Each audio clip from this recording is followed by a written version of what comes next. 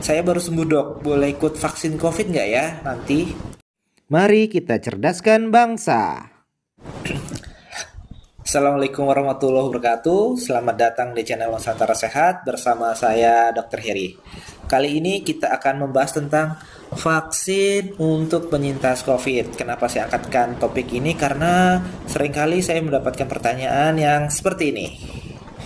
Saya baru sembuh dok, boleh ikut vaksin COVID nggak ya nanti? Atau dok, saya habis vaksin pertama.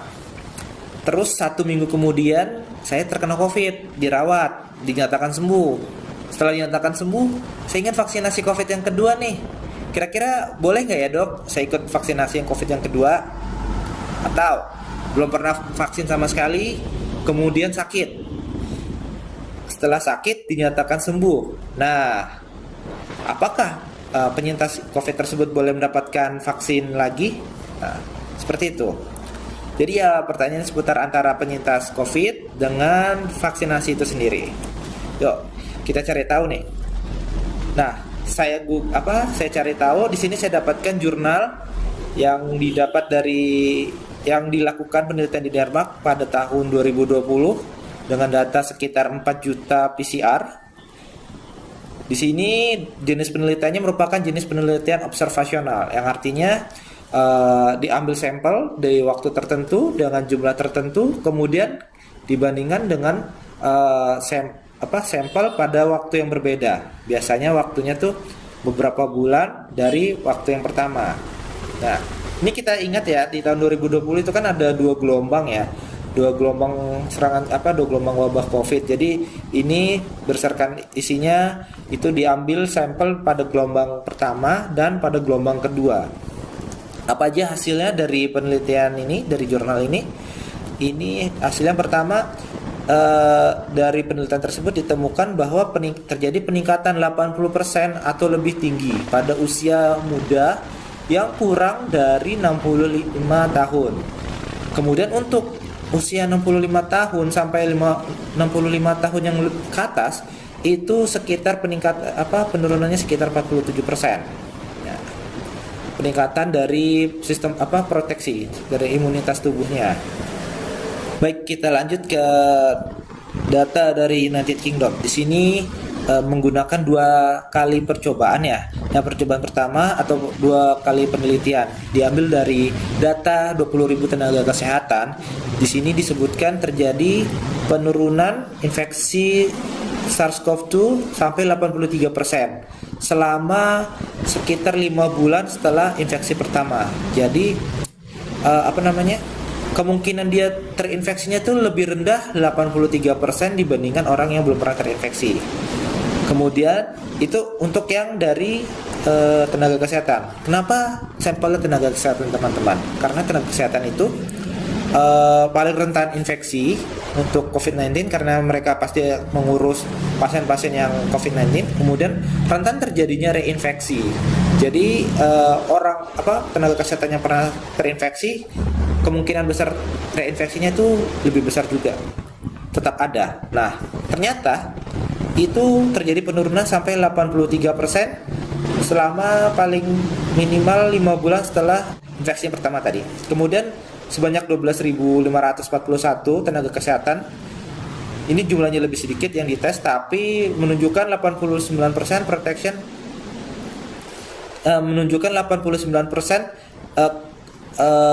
proteksinya berlangsung sampai 6 bulan. Jadi selama 6 bulan itu kemungkinan seseorang terinfeksi COVID-19 kembali itu menurun hingga 89%. Angka yang lumayan tinggi teman-teman, jadi nggak usah khawatir. Kita lanjut data dari screening Qatar dengan menggunakan PCR. Di sini didapatkan bahwa orang-orang Qatar tersebut memiliki 95% imunitas terhadap reinfeksi yang terjadi, dan itu pun berlangsung selama 7 bulan. Nah, jadi setelah dia terinfeksi dalam rentang 7 bulan di sana, itu kemungkinan reinfeksinya menurun hingga 95%. Jadi 5% dari infeksi pertama, misalnya kita ambillah 100 orang di sana ya, 100 orang, kemungkinan itu hanya 5% yang terjadi infeksi dalam waktu 7 bulan. Reinfeksi setelah 7 bulan. Kita lanjut ke USA. Di sini terdapat 95% ya, imunitas individu itu bertahan sampai 8 bulan. 8 bulan loh teman-teman, bukan waktu yang singkat ya, lumayan panjang. 8 bulan setelah terinfeksi. Nah, 8 bulan ini ternyata mereka ukur, nggak sekedar mengecek apakah hasilnya positif atau negatif, tapi didasarkan dari hasil dari antibodinya, sel beta memorinya, sel CD4-nya, dan sel CD8 T-cellnya. Nah, dalam waktu 8 bulan ini sebanyak 95% kadarnya masih tetap ada, masih tetap tinggi dalam tubuh, sehingga otomatis hasilnya apa? Hasilnya adalah orang-orang tersebut atau penyintas COVID lebih tahan dibandingkan orang yang belum pernah terinfeksi sebelumnya. Baik, kita lanjut. Tapi sebelumnya, apabila teman-teman memiliki pertanyaan ataupun ada hal yang ragu, silakan tulis di kolom komentar. Nanti satu orang dengan pertanyaan terbaik akan mendapatkan giveaway dari saya. Jadi, giveaway ini masa durasinya selama 7 hari ya setelah tanggal rilis dari video ini. Jadi silakan ditulis pertanyaannya, nanti saya pilih satu orang dengan pertanyaan terbaik. Yuk kita lanjut ke kesimpulan. Kesimpulan pertama, terjadi peningkatan imunitas pada penyintas COVID. Nah, di sini jelas ya disebutkan tadi dari penelitian bahwa imunitas bisa meningkat sampai 7 bulan, 8 bulan, bahkan sampai 9 bulan. Berikutnya, imunitas yang didapat bisa bertahan berbulan-bulan, tetapi akan terjadi penurunan seiring waktu berjalan.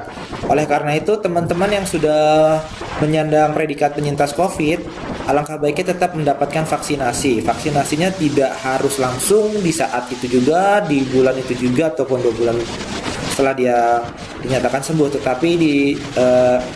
tapi mendapatkan 3 bulan setelah dia dinyatakan sembuh. Saya ambil contoh ya, misalnya dinyatakan sembuh bulan 1 Agustus. Kemudian kapan 3 bulannya? 1 September, 1 Oktober, 1 November. Jadi setelah 1 November ini baru boleh mendapatkan vaksinasi. Di mana mendapatkannya? Bisa menghubungi petugas puskesmas ataupun petugas kesehatan yang sudah ditunjuk oleh pemerintah, baik pemerintah pusat maupun pemerintah daerah. Kemudian yang ketiga, berdasarkan data-data di atas, pemberian vaksinasi COVID untuk penyintas sebaiknya ditunda. Diutamakan untuk masyarakat yang belum terinfeksi. Ya, kenapa ditunda? Jadi sejauh yang saya amati, kita sedang menuju herd immunity terhadap COVID-19. Nah, apabila kita mendapatkan herd immunity dari infeksi murni, kemungkinan besar angka kematian akan meningkat. Oleh karena itu lahirlah program vaksinasi. Program vaksinasi ini tujuannya untuk memberikan imunitas ataupun kekebalan kepada orang-orang yang belum pernah terinfeksi sama sekali. Jadi orang-orang itu memiliki bekal imun menghadapi COVID. Sedangkan untuk teman-teman yang sudah memiliki imun nih, karena sebagai survivor atau penyintas COVID, tidak usah buru-buru. Ingat, 3 bulan dari masa telah dinyatakannya sembuh dari infeksi COVID. Seperti itu ya. Oke, ini saya kutip satu ayat dari Al-Quran, dari Al-Baqarah ayat 286, la yukallifullahu nafsan illa wus'aha. Allah tidak membebani seseorang melainkan sesuai kesanggupannya. Jadi apabila kita merasa berat dalam menghadapi wabah COVID ini, insya Allah udah yakin bahwa kita akan berhasil melampaui. Ya, terima kasih. Jangan lupa di like dan di subscribe, karena ini dalam rangka membangun channel Nusantara Sehat. Saya Dr. Heri undur diri. Demikian. Assalamualaikum warahmatullahi wabarakatuh.